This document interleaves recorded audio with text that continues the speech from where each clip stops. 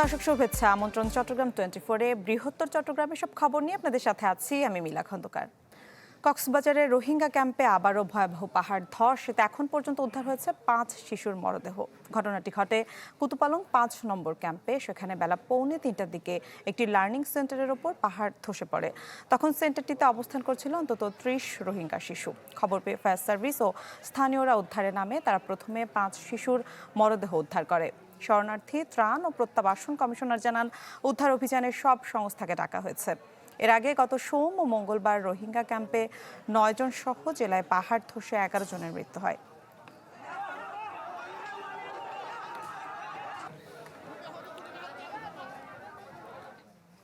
দর্শক, এ নিয়ে বিস্তারিত জানবো। ঘটনাস্থল থেকে আমাদের সাথে যুক্ত হচ্ছে সহকর্মী আজিম নিহাদ। আজিম, উদ্ধার তৎপরতার সবশেষ কি তথ্য রয়েছে জানাবেন। রোহিঙ্গা ক্যাম্পে কেন বারবার পাহাড় ধসের ঘটনা ঘটছে, এ নিয়ে কর্তৃপক্ষ কি বলছে? আমি এই মুহূর্তে যেখানটা পাহাড় ধসের ঘটনাটি পাইপের জায়গাটা রয়েছে সেখানে রয়েছে। এখানে এখনো দেখতে পাচ্ছি যে বেশ কিছু উদ্ধারকর্মী এখনো রয়েছে যারা তৎপরতা চালাচ্ছে। তবে স্থানীয় যারা এখানে আছেন তারা যেটি বলছেন যে এখন পর্যন্ত 7 জনের মরদেহ উদ্ধার করা হয়েছে, বাকি 2 জনকে মুমূর্ষু অবস্থায় হসপিটালে নেওয়া হয়েছে। তাদের সর্বশেষ কী অবস্থা সেটি এখন পর্যন্ত তথ্যভাবে যাচাই করা আমাদের পক্ষে সম্ভব হয়নি। তবে যেই জায়গাটিতে পাহাড়টি ধসে পড়েছে সেখানে সেটি হচ্ছে একটি মহিলাদের ভেতর মাদ্রাসা এবং যারা পড়াশোনা করছিলেন সবাই শিশু বলা হচ্ছে। তবে যারা মারা গেছে তারাও শিশু। এবং শুরুতে আমরা যেটি শুনেছিলাম যে এখানে প্রায় 30 জনের মতো রোহিঙ্গা শিশু যারা পড়াশোনা করছিলেন, কিন্তু এখানে এসে স্থানীয়রা দাবি করছেন যে এখানে অবশিষ্ট তারা যেই ঘরটিতে রয়েছে সেটি অত্যন্ত ঝুঁকিপূর্ণ একটি চেষ্টা করছে। তারপরেও বিষয়টি দেখাবার জন্য পাশেই যে জায়গাটি রয়েছে সেটি হচ্ছে মসজিদের পাশেই ছিল মূলত এই মাদ্রাসাটি। এই মাদ্রাসাটি পাহাড়ের ভারী বৃষ্টির কারণে পাহাড়ের একদম পাদদেশে ছিল, সে কারণে পাহাড়টি ধসে পড়ে নিচে পড়ে যায় এবং পড়ে যাওয়ার সাথে সাথে বাচ্চারা আসলে শিশুরা সেই মাটি চাপা পড়ে যায়। পরে সেখান থেকে মরদেহগুলো উদ্ধার করা হয়। ইতিমধ্যে শরণার্থী কমিশন থেকে আমাদেরকে 5 জনের কথা বলা হলে ঘটনাস্থলে আমরা জানতে পেরেছি 7 জনের মরদেহ উদ্ধার করা হয়েছে এবং বাকি 2 জনকে মুমূর্ষু অবস্থায় উদ্ধার করা হয়েছে। এবং দমকল বাহিনীরও বেশ কিছু তৎপরতা আমরা কিছুক্ষণ ধরে লক্ষ্য করছিলাম। এখন তারাও কিছুটা তাদের তৎপরতা কিছুটা কমিয়ে দিয়েছে। তারাও যেটি বলছে যে অবশিষ্ট কোনো শিশু এই মুহূর্তে পাহাড়ে চাপা পড়া নেই, সে কারণে তাদের উদ্ধার অভিযান কিছুক্ষণের মধ্যে সমাপ্ত করবে বলে আমাদেরকে জানিয়েছেন। আপনি যেটি বলছিলেন যে এবারের ভারী বর্ষায় গত 3 দিন ধরে কিন্তু কক্সবাজারের যে রোহিঙ্গা ক্যাম্প রয়েছে উকিয়া টেকনাফে সেখানে একটি করে পাহাড় ধসের ঘটনা ঘটছে এবং এর আগে একই রাতে 3টি ঘটনায় মূলত 8 জনের মৃত্যু হয়েছিল। এর আগে 4 তারিখ আরো 2 জনের মৃত্যু হয়েছে। টোটাল এখন পর্যন্ত বলা যায় যে 17 জন রোহিঙ্গার মৃত্যু হয়েছে, যেখানে অধিকাংশই শিশু। সব মিলিয়ে এই যে এই পাহাড়ের যে রোহিঙ্গাদের বসতিগুলো স্থাপন করা হয়েছে সেগুলো আসলে পাহাড় কেটে তৈরি করার কারণে এই দিন দিন সেটি ঝুঁকি হয়ে যাচ্ছে। এবং এবারের বর্ষার যে বিষয়টি আমরা যেটি আবহাওয়া অফিস থেকে যেটি জানতে পেরেছি, টানা আসলে কয়েকদিন ধরে বৃষ্টিপাত হচ্ছে। যে বৃষ্টিপাতের কারণে পাহাড়গুলো অনেকটাই তাদের যে নরম হয়ে গেছে এবং সেই পাহাড়গুলো নরম হয়ে যাওয়ার কারণে মূলত একটা পর এক পাহাড় ধসের ঘটনা ঘটছে। শুধু এই রোহিঙ্গা ক্যাম্পের 5 নম্বর ক্যাম্প নয়, এর আশপাশেও আমরা প্রায় 34টি ক্যাম্প রয়েছে, যে ক্যাম্পগুলোতে অসংখ্য পাহাড় রয়েছে, পাহাড় কেটে গড়ে তোলা সেই ক্যাম্পগুলো ঝুঁকিপূর্ণ অবস্থায় রয়েছে। আমরা যেটি ইউনিসেফ থেকে যেটি জানতে পেরেছি যে এখন পর্যন্ত তারা যেটি বলছেন যে প্রায় 15,000-এরও বেশি রোহিঙ্গাকে তারা নিরাপদ আশ্রয়ে সরিয়ে নিয়েছেন এবং আরো বেশ কিছু রোহিঙ্গা যারা এখনো ঝুঁকিপূর্ণ অবস্থায় আছে তাদেরকেও তারা সরিয়ে নিয়ে যাওয়ার চেষ্টা করছে। কিন্তু এর মধ্যে আসলে যে সমস্ত এই লার্নিং সেন্টারগুলো রয়েছে সেখানে শিশুদের বিশেষ করে এরকম ঝুঁকিপূর্ণ জায়গায় যাতে শিশুরা পড়াশোনা না করে এবং তাদেরকে যাতে নিরাপদে রাখা হয় সেটি এখানকার অভিভাবক যারা রয়েছে তারা দাবি জানাচ্ছেন এবং যাতে করে প্রশাসনের পক্ষ থেকে কঠোর তদারকি করা হয়। মিলা, এই ছিল আসলে আমার কাছে এখান থেকে সর্বশেষ।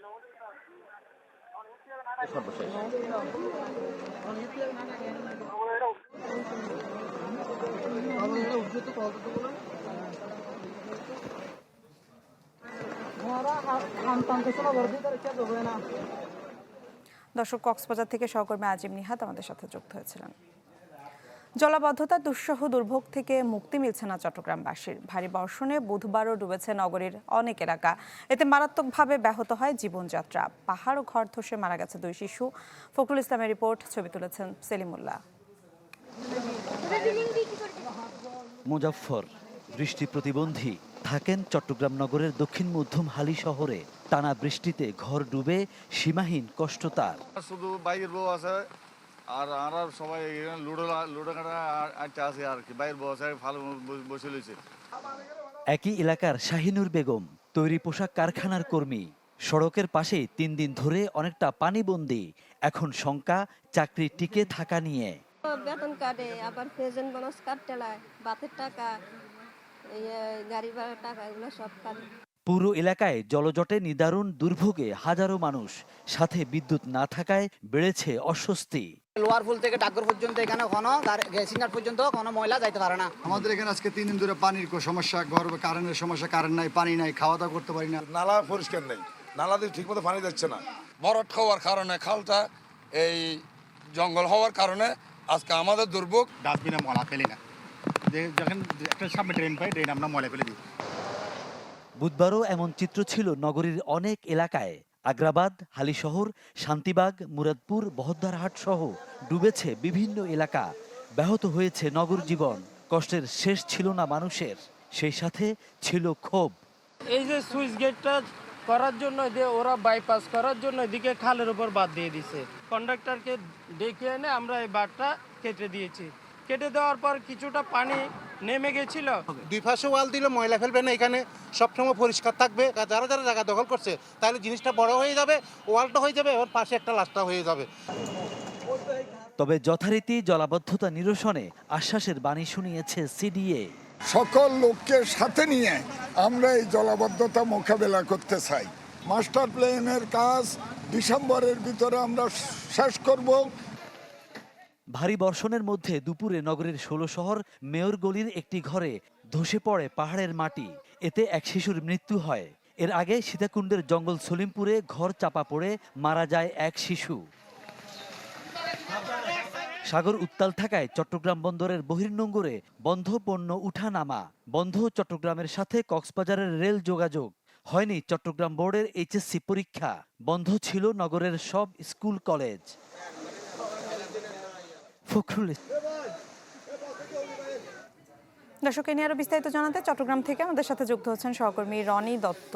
রনি, জলাবদ্ধতার কারণে সৃষ্ট যে সংকট সেটি কিছুটা কমেছে কিনা, প্রশাসনের কর্মতৎপরতা কেমন দেখছেন?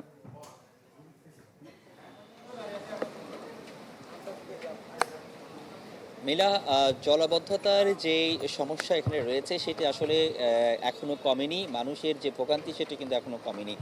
গত 4 দিন ধরেই যে বৃষ্টিপাত হচ্ছে সেই বৃষ্টিপাতটাও কিন্তু আসলে থেমে থেমে হচ্ছে তা না, কিছু গুড়ি গুড়ি বৃষ্টিপাত হচ্ছে, এরপরে ভারী বৃষ্টিপাত হচ্ছে। অর্থাৎ বৃষ্টিপাতের যে এই পরিমাণটি সেটিও কিন্তু আসলে থামছে না। এবং এখনো পর্যন্ত আপনি দেখছেন, যদি ক্যামেরায় কতটুকু দেখতে পাচ্ছেন আমি জানি না, এখানে আসলে এখনো পর্যন্ত যে গুড়ি গুড়ি যে বৃষ্টিপাত হচ্ছে এবং কিছুক্ষণ পরে পরেই এটা আবার অতিরিক্ত বৃষ্টিপাত হয়। তো স্বাভাবিকভাবে বলা চলে যে মানুষের যে দুর্ভোগ সেটি কিন্তু আসলে কোনোভাবেই কমছে না।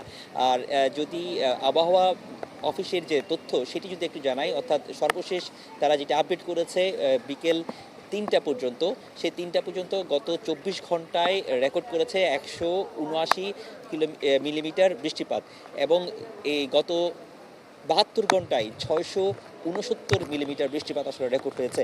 তো সব মিলে যে বৃষ্টিপাত রেকর্ড হয়েছে এবং যে বৃষ্টিপাত হয়েছে সাথে কিন্তু নগরীর যেসব নিচু অঞ্চলগুলো রয়েছে, নিম্ন অঞ্চলগুলো, সেগুলো কিন্তু সবগুলোতে প্লাবিত হয়ে গেছে। আমি এখন আছি হালিশহর এলাকায়। এর আগে ছিলাম আগ্রাবাদ ব্যাপারী পাড়ার, সেখানে চিত্র দেখিয়েছে। এখন আমি দেখাচ্ছি হালিশহরের যে এলাকাটি, সেখানে হাউজিং স্ট্রিট আপনি দেখছেন। এখানকার প্রায় সব এলাকাটি আসলে নিচু এলাকা এবং সেগুলোকে আসলে প্লাবিত হয়ে গেছে। যত ভিতরে যাচ্ছি ততই কিন্তু পানির যেই উচ্চতা সেটি কিন্তু কখনো কখনো হাঁটু থেকে কোমর পর্যন্ত সমান পানিতে তলিয়ে গেছে এবং যে কারণে মানুষের যে দুর্ভোগ সেটি কিন্তু আসলে সীমা নেই। এবং মূল সড়কের পাশাপাশি এই পানি কিন্তু বিভিন্ন বাসাবাড়িতে ঢুকে গেছে, দোকানপাটে ঢুকে গেছে। যেসব গাছাগুলো একতলা বা দোকানগুলো একতলা রয়েছে তারা কিন্তু আসলে চরম দুর্ভোগে পড়ছেন। তাদের যে বিশুদ্ধ পানির সংকট, খাবারের সংকট কিন্তু আসলে দেখা দিয়েছে। তো এইরকম এই অবস্থা চট্টগ্রামের নগরীর কাতালগঞ্জ, মুরাদপুর, হালিশহর, বন্দর, আগ্রাবাদ সহ বিভিন্ন এলাকায় কিন্তু চিত্রটা একই রকম। এবং এই যে দুর্ভোগ, সেই দুর্ভোগ কবে তারা আসলে শেষ হবে, কবে তাদের এই দুর্ভোগ, এই চট্টগ্রামবাসীর কপাল থেকে এই যে জলাবদ্ধতার দুর্ভোগ দূর হবে, সেটি আসলে তারা বলতে পারছেন না। জলাবদ্ধতার যে প্রকল্পটি আসলে চলছে, তারাও কিন্তু আসলে চেষ্টা করছেন জলাবদ্ধতা প্রকল্পের যেই যারা সংস্থাটি রয়েছে তারা যেটি বলছেন যে তারাও আসলে চেষ্টা করছেন, এবং যেসব এলাকাগুলোতে পানি আসলে জমে গেছে তারাও চেষ্টা করছেন পাম্পের মাধ্যমে কিছু কিছু এলাকায় সেই পানিগুলোকে অপসারণ করার জন্য। কিন্তু আসলে যে পরিমাণ পানি আসলে এখানে জমেছে বিভিন্ন জায়গায়, তারা আসলে এই তেমনভাবে আসলে অপসারণ করা সম্ভব হচ্ছে না। তো বৃষ্টিপাত আরো কয়েকদিন থাকবে। নদী নালাগুলোর যদি যে খাল নালাগুলো, জি রনি, ধন্যবাদ আপনাকে। চট্টগ্রাম থেকে সহকর্মী রনি দত্ত আমাদের সাথে যুক্ত হয়েছিলেন। অতি ভারী বর্ষণে দুদিন ধরে নাজুক 3 পার্বত্য জেলার জনজীবন। প্লাবিত হয়ে পড়েছে শহর থেকে দুর্গম এলাকা, পানিবন্দী হাজারো মানুষ। অনেক এলাকায় বন্ধ সড়ক যোগাযোগ, বিদ্যুৎ সরবরাহ।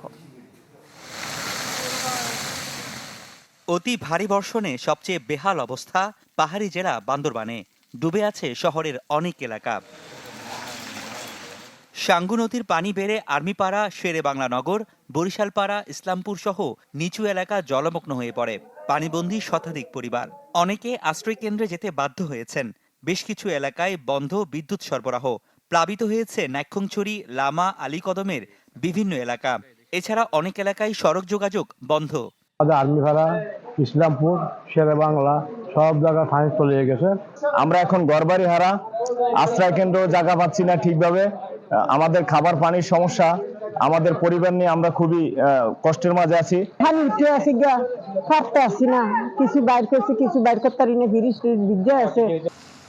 রাঙামাটির বাঘাইছড়িতে জলাবদ্ধ হয়ে পড়ে বেশ কিছু এলাকা। শহরের কয়েকটি এলাকায় ঘটেছে পাহাড় ধস। ঝুঁকিপূর্ণ এলাকার অনেকে উঠেছে বিভিন্ন আশ্রয় কেন্দ্রে। বৈরী আবহাওয়ায় বন্ধ জেলার সব প্রাথমিক বিদ্যালয়। ভাষার পরিস্থিতি খুব খারাপ, বাসায় পানি ঢুকছে, এই জন্য আসছে। চারিদিকে পাহাড় ভেঙে পড়ছে, এই জন্য আসছে। এসে যখন মাটিতে পরিষ্কার করতেছিল তখন মানে খুব ভয়াবহভাবে, খুব বড়ভাবে মাটিগুলো পড়ছে। 16টি আশ্রয় কেন্দ্রে প্রায় 800 জনের মতো জনগণ আশ্রয় নিয়েছে, এবং তাদের খাওয়া দাওয়া এবং অন্যান্য স্যানিটেশন এবং সুপেয় পানির ব্যবস্থা আমরা জেলা প্রশাসনের পক্ষ থেকে করেছি। ভারী বর্ষণ ও পাহাড়ি ঢলে খাগড়াছড়িতে বিপর্যস্ত জনজীবন। বেশ কিছু নিচু এলাকা প্লাবিত হয়ে পড়েছে। সাজেক ও লংগদুর সাথে সড়ক যোগাযোগ বন্ধ। সাজেকে আটকা পড়ে কয়েকশো পর্যটক। অনেক এলাকায় ঘটেছে পাহাড় ধসের ঘটনা। বৃষ্টির কারণে মানে ঘরের ভিতরে পাহাড় ভেঙে পড়ছে, রাত্রেবেলা কোথায় যাবো, এরপরে বাচ্চা কাচ্চা নিয়ে একজন পাশের বাড়িতে আছে।